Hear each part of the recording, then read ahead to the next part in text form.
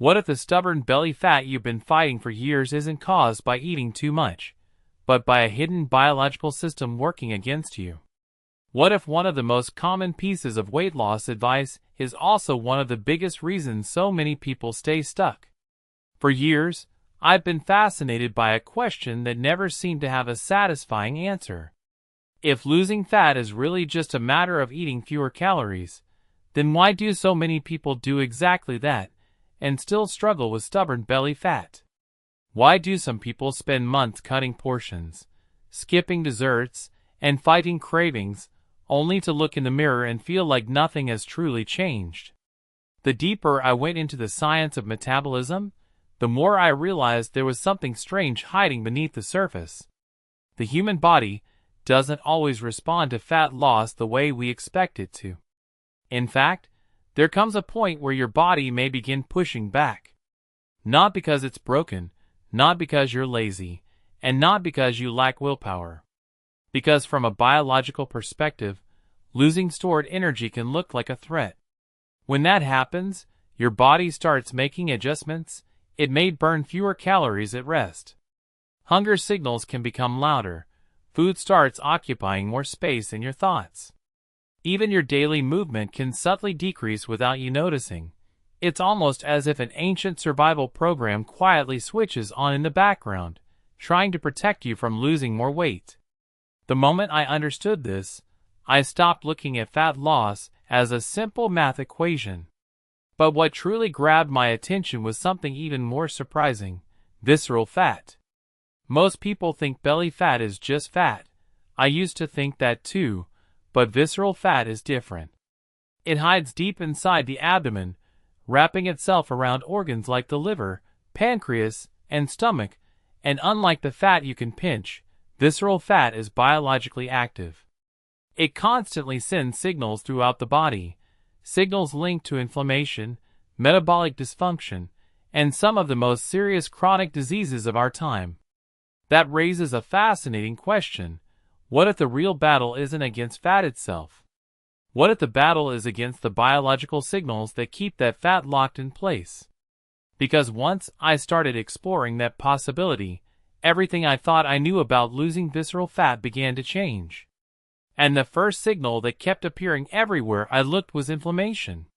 One of the biggest surprises in my research was discovering that visceral fat doesn't simply sit inside the body waiting to be burned.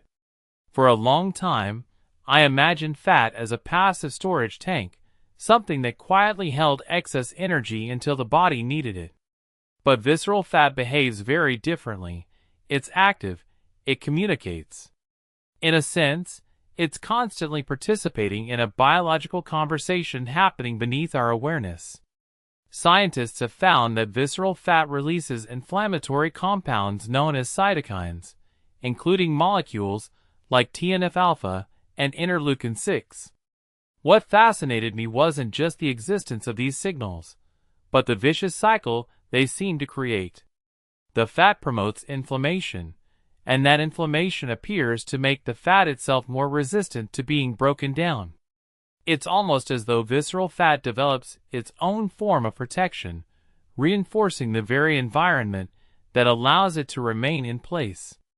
The more I thought about that idea, the more it changed how I viewed nutrition.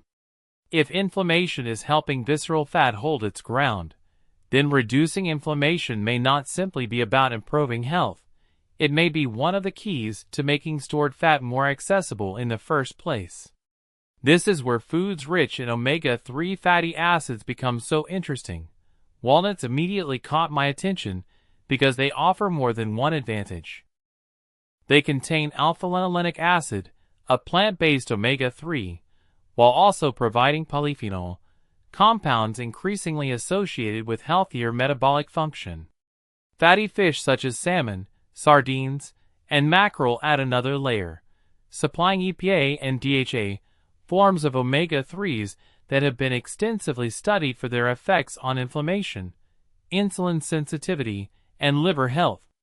What I found especially compelling was research comparing different Mediterranean-style diets. Participants consumed similar calorie levels, yet the group eating a greener, more polyphenol-rich versions experienced significantly greater reductions in visceral fat. That result stayed with me because it challenged a deeply ingrained assumption. The calories were similar, but the biological response was not. The implication is hard to ignore. Food is more than energy, it is information. And some foods appear to send signals that make it easier for the body to let go of visceral fat rather than defend it. But even if inflammation begins to quiet down, another powerful force can continue pulling the body in the opposite direction: insulin resistance. The more I explored the biology of visceral fat, the more I realized that inflammation alone couldn't explain why abdominal fat seems to accumulate so stubbornly in some people. There had to be another mechanism involved. That's when I kept encountering the same pattern in study after study: impaired insulin signaling. What struck me most was how subtle this process can be. Most people don't wake up one morning and suddenly become insulin resistant. It often develops gradually, beneath the surface, long before obvious symptoms appear. As cells become less responsive to insulin, the pancreas compensates by producing more of it. At first, this seems helpful, but over time, chronically elevated insulin can create an environment that encourages energy storage rather than energy release. And unfortunately, visceral fat appears to thrive under those conditions. This is why I became fascinated by foods that influence insulin sensitivity through biological pathways most people have never heard of. One of the most intriguing examples is broccoli sprouts. Before diving into the research, I honestly thought of them as little more than a garnish. But the science behind them tells a very different story. Broccoli sprouts are exceptionally rich in sulforaphane, a compound that activates a cellular pathway called NRF2. What I find remarkable about NRF2 is that it functions almost like an internal defense coordinator. When activated, it helps regulate genes involved in cellular protection, oxidative stress management, and metabolic resilience. Sulforaphane also appears to influence how much glucose the liver produces, potentially supporting healthier blood sugar regulation from another angle. What makes broccoli sprouts especially noteworthy is their concentration. Compared to mature broccoli, sprouts can contain dramatically higher levels of sulforaphane precursors, making even small servings biologically significant. But the story doesn't end there. Dark chocolate with a high cacao content, berries, kimchi, and fermented foods such as sauerkraut have also shown promise in supporting insulin sensitivity through entirely different mechanisms. That's what I find so fascinating. The body isn't responding to a single magic food. It's responding to a network of signals. And when enough of those signals begin moving in the right direction, the environment that favors visceral fat starts becoming much harder to maintain. Yet as compelling as those discoveries were, I kept coming back to one question. Even if the body becomes healthier metabolically, what actually tells it to start using stored fat for fuel? That question led me into a part of the research that I found surprisingly fascinating. Because reducing inflammation and improving insulin sensitivity remove important barriers, but they don't fully explain how the body shifts into a state where stored energy is actively mobilized.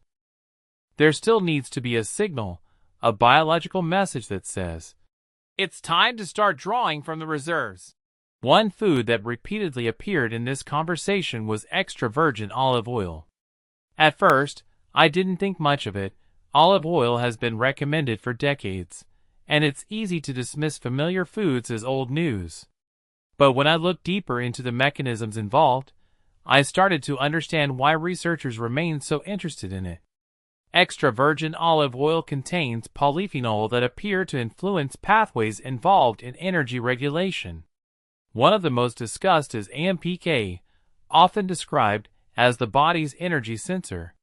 When AMPK becomes more active, cells begin shifting toward processes that favor energy production and the utilization of stored fuel. In simple terms, it's one of the systems that helps the body recognize when it should tap into its reserves. Another pathway that caught my attention is SIRT1. This pathway has been associated with mitochondrial function, and mitochondria are essentially the engines that power our cells. The more efficiently those engines operate, the better the body becomes at producing usable energy.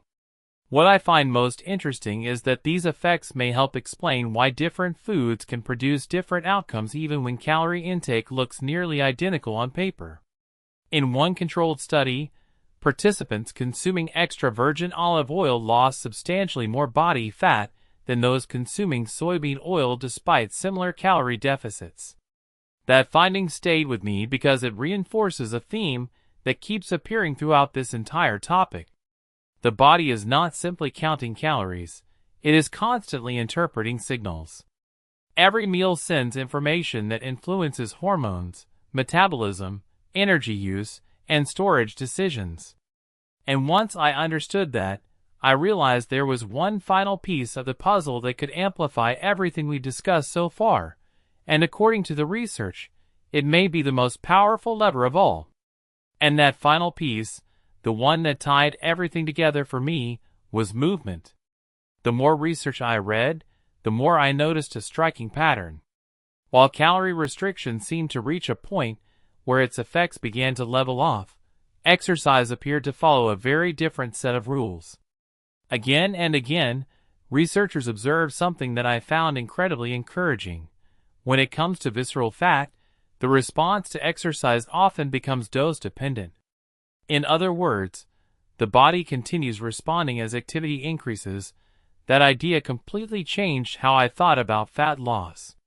For years, many of us have been conditioned to believe that eating less is the primary lever. But the evidence suggests that movement may be one of the most powerful biological signals we can send. Not because it simply burns calories, but because it influences the systems that regulate how energy is used throughout the body. Large analyses comparing different exercise methods consistently point toward moderate to vigorous aerobic exercise and higher intensity interval training as particularly effective for reducing visceral fat. One study that caught my attention reported nearly a 48% reduction in visceral fat after just 8 weeks of structured training. What made that finding even more fascinating was that the scale barely reflected the magnitude of the change. That detail feels important. So many people judge progress entirely by body weight. Yet the research suggests that profound changes can be taking place beneath the surface even when the number on the scale moves very little.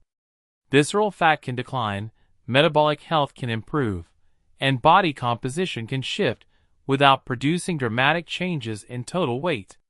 What I appreciate most about this research is that it doesn't demand perfection. Participants weren't expected to become elite athletes overnight. The goal was gradual progression, building intensity over time. Staying consistent, creating a sustainable habit rather than chasing a short burst of motivation. As I reflect on everything we've explored, one conclusion stands out above all others. Visceral fat is not merely excess weight sitting quietly inside the body. It behaves like an active biological system responding to countless signals every day. By targeting inflammation, improving insulin sensitivity, choosing foods that support fat utilization, and combining those strategies with consistent exercise, we begin working with our biology rather than against it. And in my view, that's where the most meaningful and lasting change begins.